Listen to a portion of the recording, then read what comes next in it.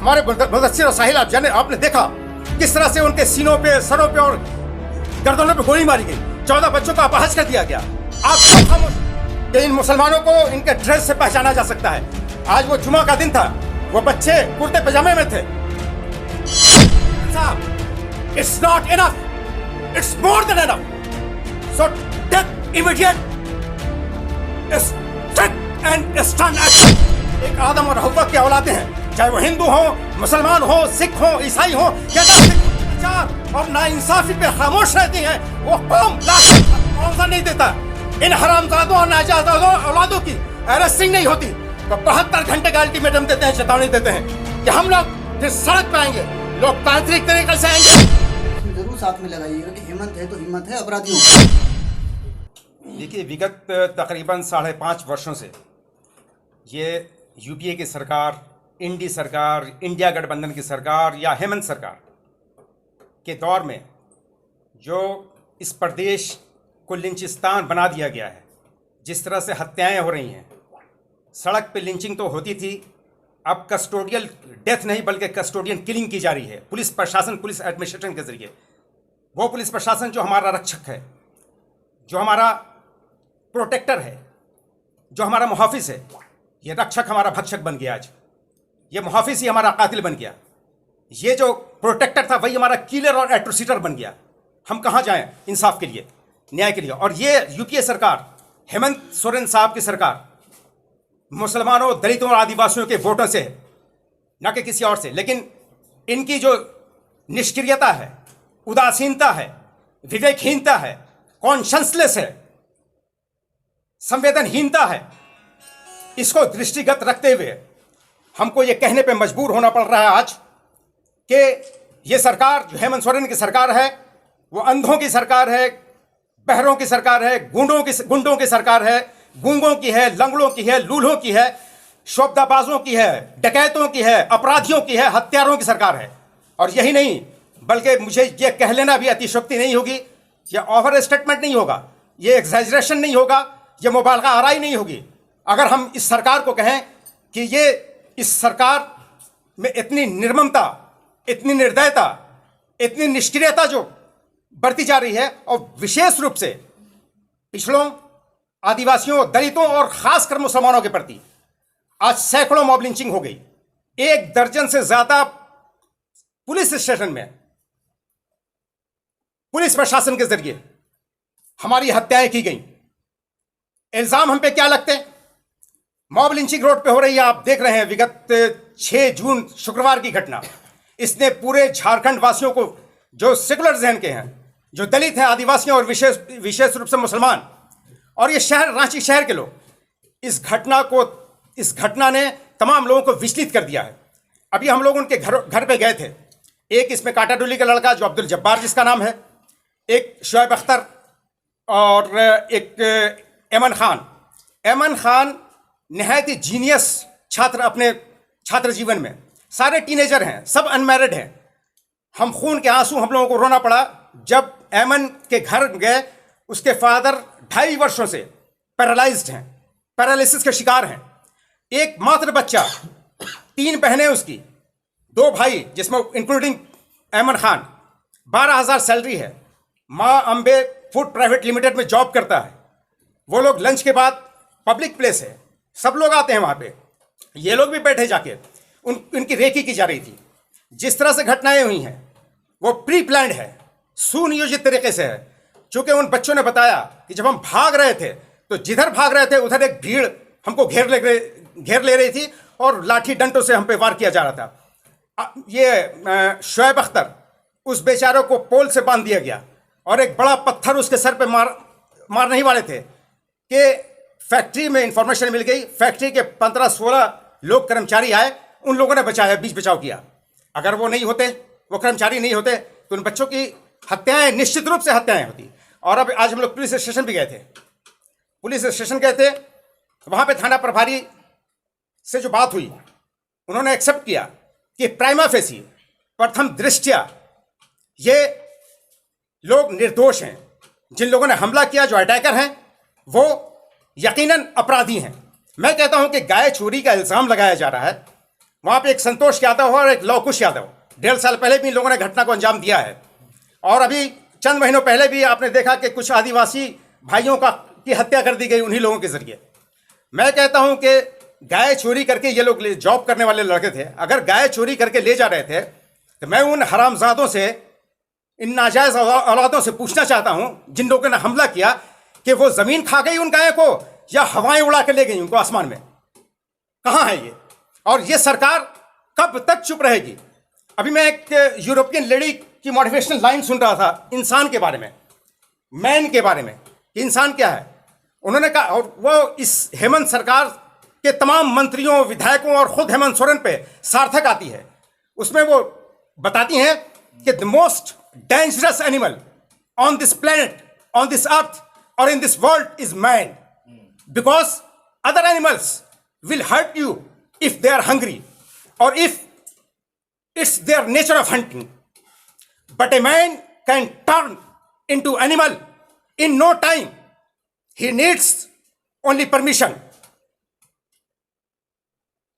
As soon as the permission is given by the higher authority or by the government, even hints of permission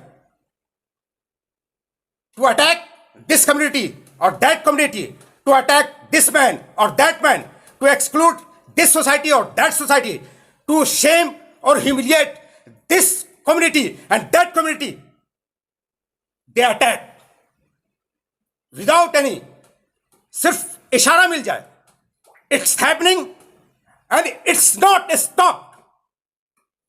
इंसान इस धरती पे सबसे खतरनाक जो जानवर है वो इंसान कहा गया है, और जो दूसरे जानवर हैं वो हमला हम पे इसलिए करते हैं जब वो भूखे होते हैं या वो शिकारी नेचर के होते हैं।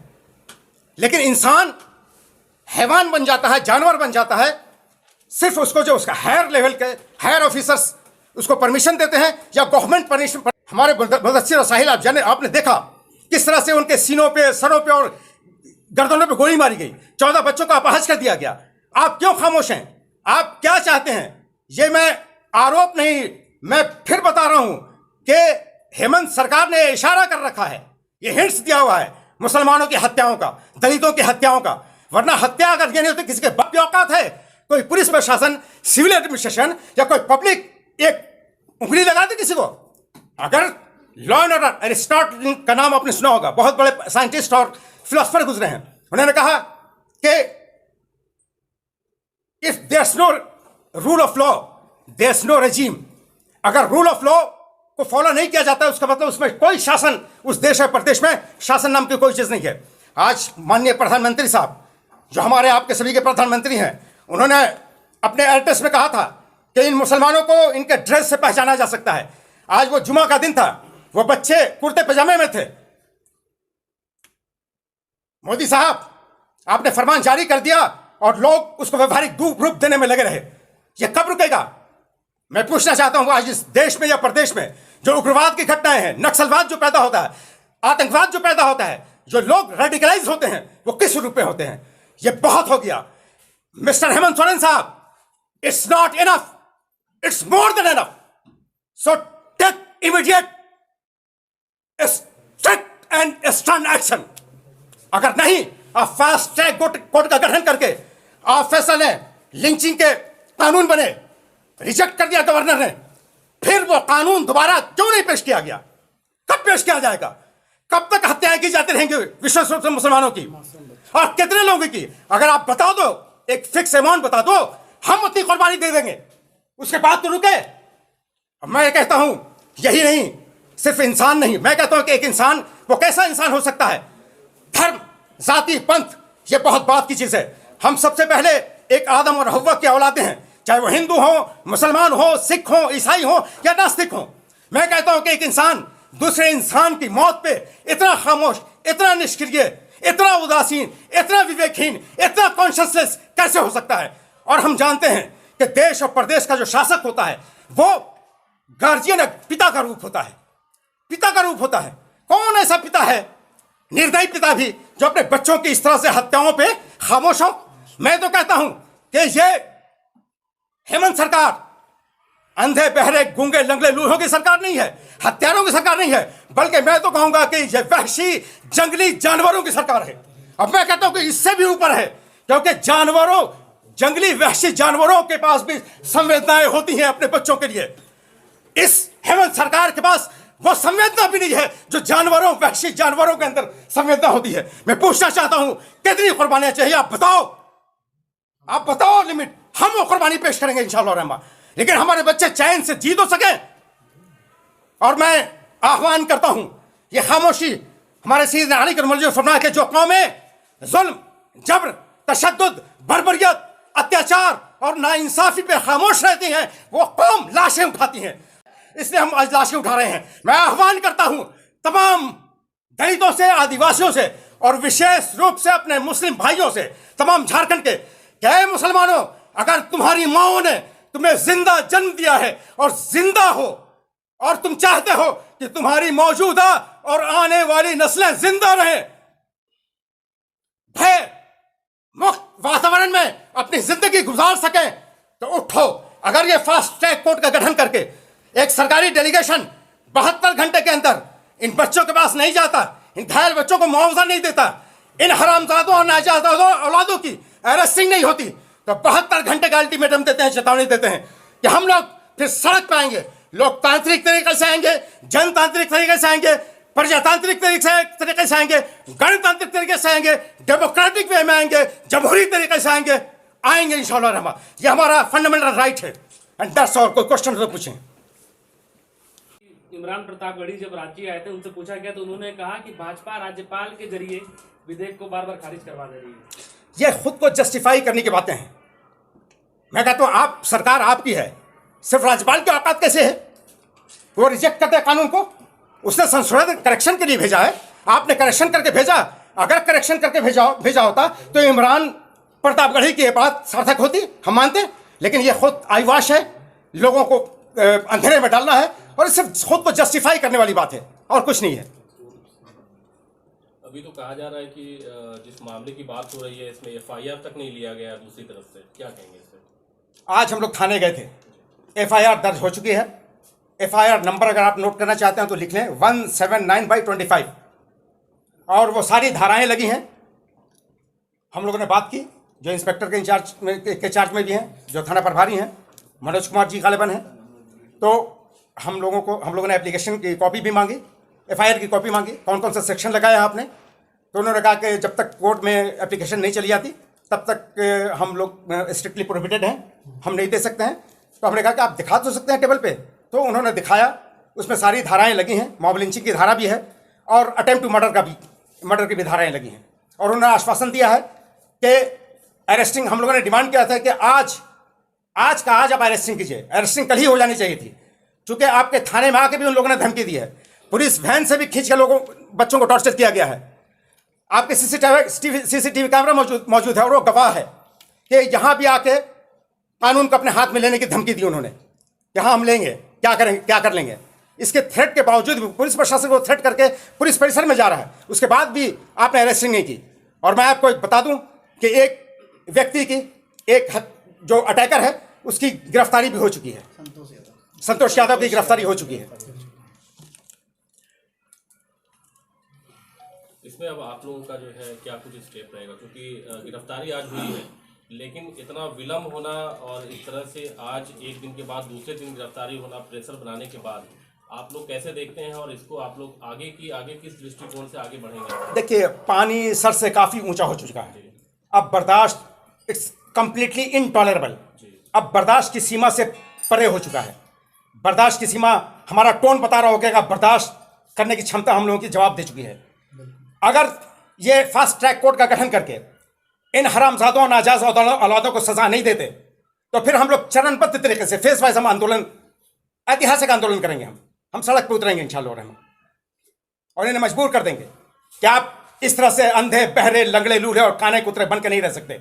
हमारी समस्याओं के प्रति, हम पे हो रहे अत्याचार के, हम पे हो रहे नाइंसाफी के खिलाफ आपको बोलना पड़ेगा, जुबान खोलना पड़ेगा।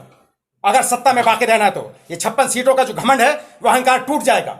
मैं तो अल्लाह से दुआ करता हूं और मैं लानत भेजता हूं इस सरकार पे, हेमंत सरकार पे।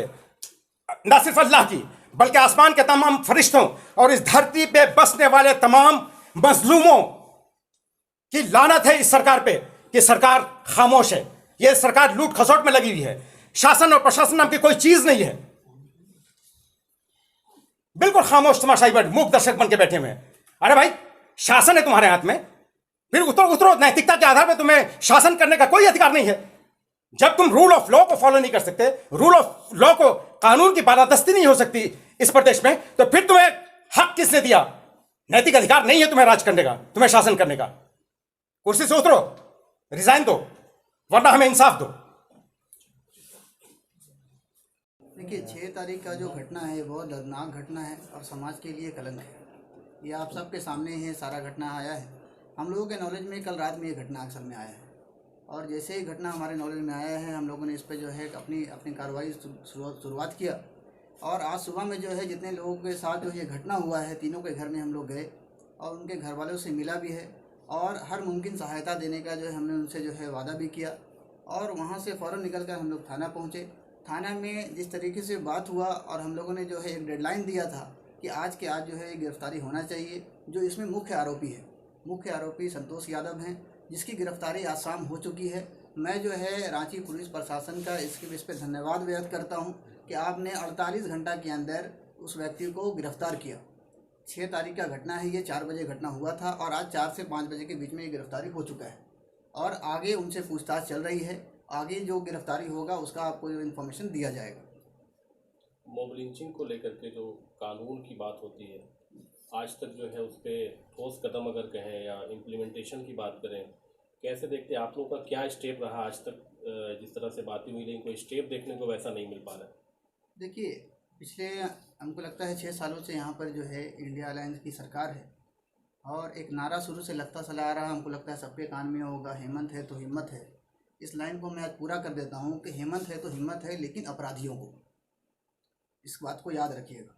हेमंत है तो हिम्मत है, अपराधियों को ये बात नहीं बताया जाता था, हम क्लियर करते हैं। और जब लिखिएगा तो इसमें ज़रूर साथ में लगाइएगा कि हेमंत है तो हिम्मत है अपराधियों को, कि और अपराधियों को हिम्मत देने का काम हेमंत सोरेन की सरकार कर रही है पिछले 6 सालों से। जब तक सरकार उनको सपोर्ट करती रहेगी ये अपराध होता रहेगा। हम और आप चिल्लाते रहेंगे, हम और आप मरते रहेंगे, हमारे बीच में से लोग मरते रहेंगे। आज तक रांची वाले शांत थे इस पर कि रांची में कोई घटना नहीं हुआ था मॉब लिंचिंग का। आज जब रांची के अंदर ये घटना हुआ है तो लोग जागे नहीं, मॉब लिंचिंग भी होता है। अभी तक तो हम जो है सोशल मीडिया के अंदर देख रहे थे। ये घटना हमारे घर के बगल में भी हो सकता है, ये घटना हमारे घर में भी हो सकता है, आपके घर में भी हो सकता है। इसका शिकार कोई भी हो सकता है। मॉब किसी को नहीं पहचानता, मॉब किसी को नहीं पहचानता, नाम भी बाद में मालूम चलता है। ठीक है, तो मॉब लिंचिंग पे जो है कानून बनाने की बात हो रही है। राज्यपाल ने जो है रिजेक्ट किया, दोबारा उनको पेश नहीं किया गया। हम सरकार से आग्रह करते हैं कि इस कानून को दोबारा जो है इसको बनाने के लिए इसकी पहल की जाए, गवर्नर के पास भेजा जाए। गवर्नर के अंदर भी जो है रहमदिली है, ऐसा नहीं है कि कुछ करेक्शन करने का उस टाइम जो है मौका होगा इसलिए उन्होंने रिजेक्ट किया होगा। मौजूदा जो गवर्नर है उनको भेजा जाए और जल्द से जल्द इस पर कानून बनाया जाए ताकि मौत के द्वारा किसी का जान ना जाए। जान तो सबका जाता है, नेचुरल मौत है, सबको आता है, लेकिन मौत के द्वारा किसी की जान ना जाए, इसकी हमारी जो है डिमांड है सरकार से, जितना जल्द से जल्द ये कानून बने। ये बातें तो बहुत लंबे समय से चल रही है, आप लोगों का क्या स्टेप रहेगा? हमारा देखिए स्टेप ये है कि जैसे हमारे प्रदेश अध्यक्ष साहब अभी बताए कि हम जो है चरणबद्ध तरीके से आंदोलन करेंगे। हम सरकार से डिमांड करते हैं, जो हमारा जो है लोकतांत्रिक तरीका है उसे हम डिमांड करते रहेंगे। हमारे जो नेशनल नेतृत्व है इस पर हमेशा आवाज़ लगाते रहते हैं बैरिस्टर असदुद्दीन ओवैसी साहब, और हम लोग भी अपने स्टेट में आवाज़ लगा रहे हैं। और सरकार को चाहिए ये कि हमारी आवाज़ को सुने और इस पर काम करना शुरू करें।